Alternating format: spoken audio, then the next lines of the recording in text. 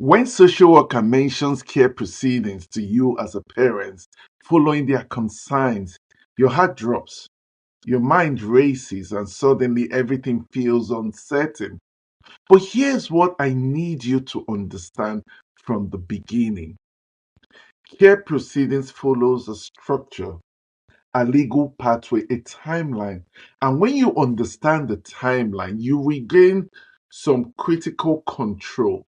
Hi, I'm Dr. Chris Aniche, a children and family law accredited specialist solicitor and an advocate, solicitor's advocate. In this video, I'm going to walk you through the entire journey of care proceedings in England and Wales, from pre-proceeding stage to the first hearing, and always through to the final order. Calmly, clearly, step by step, because fear grows in confusion and confidence grows in clarity. And let's begin at the very first start. Before court, before judges, before formal application. This stage is called pre-proceedings. It usually begins with a first letter before proceeding.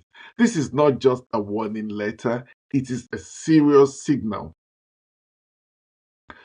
The local authority is saying, we are consigned, we are considering going to court.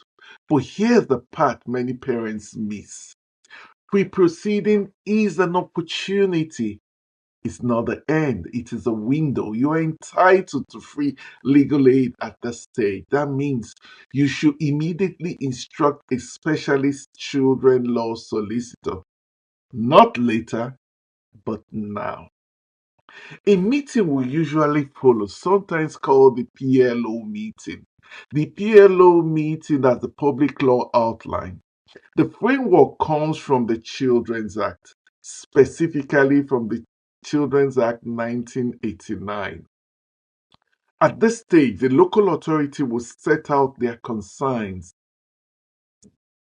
For example, neglect, substance misuse, domestic abuse, emotional harm, or whatever the issues may be. Your role here is critical.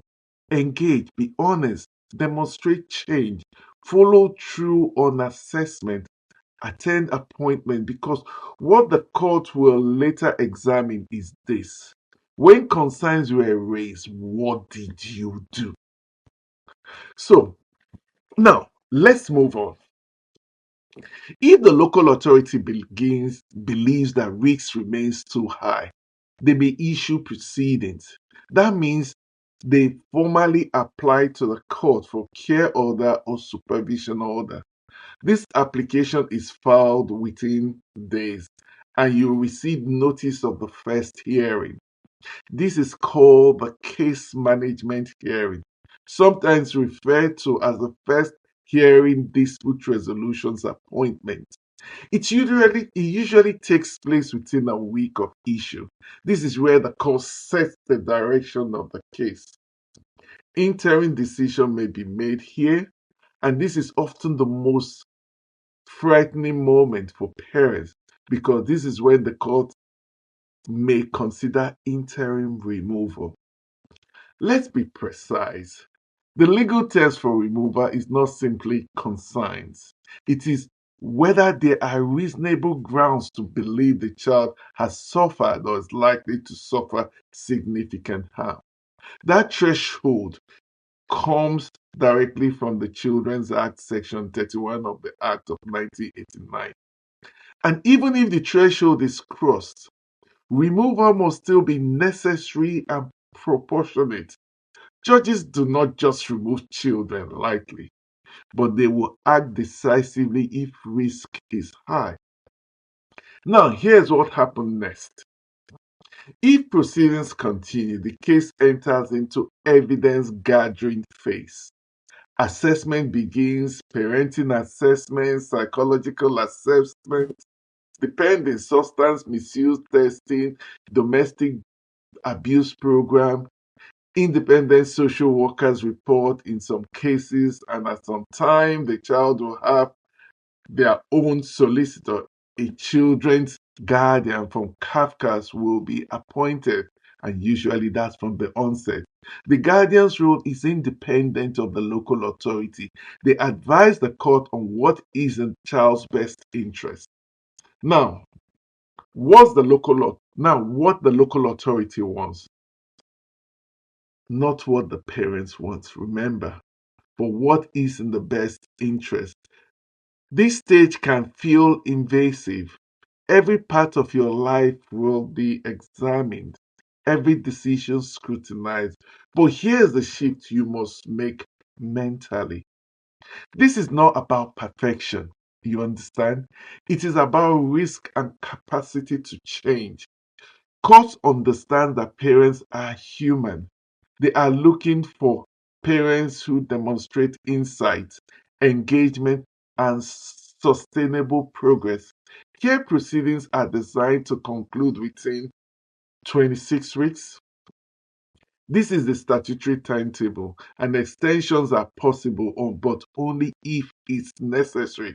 Within that period, there will always be a case management hearing, an issues resolution hearing, and finally, if matters are not agreed at the IRS stage, a final hearing. The issues resolution, the court examines whether agreement can be reached. Can the child return home safely? Is supervision order sufficient? Is a care order required? Or is a long-term placement outside the family necessary? If agreement cannot be reached, the court proceeds to the final hearing. This is where witnesses give evidence. Social worker, experts, and sometimes the parents. The judge then makes findings and decides the child's future. So, possible outcome includes a supervision order, meaning the child remains at home under monitoring by the local authority. A care order, sometimes giving the local authorities parental responsibility and control over placement decisions. Or in some cases, placement for adoption. That is why early engagement matters so much, because by the time you reach a final hearing, the narrative of the case had largely been formed. Now, I want to address something directly. Parents often ask, is it already decided? No. Care proceedings are evidence based, they are structured, they are judicially managed, but they are also dynamic. Progress can and does change outcome. Late change is harder but not impossible. Another common fear, what if my child is removed at the start? Interim removal does not automatically mean permanent separation. The court reassesses throughout the case. Demonstrated stability can shift trajectory. And finally, understand this. Care proceedings are not about punishing parents. They are about managing risks to the children. The court's guiding principle is welfare. Again, that principle comes from the Children's Act 1989. The child's welfare, of course, paramount consideration is always child's welfare. So, how do you survive this process? Engage early. You obtain specialist representation. You comply with assessment. You demonstrate insight. You focus on consistent change, not emotional reactions. And you understand the timeline.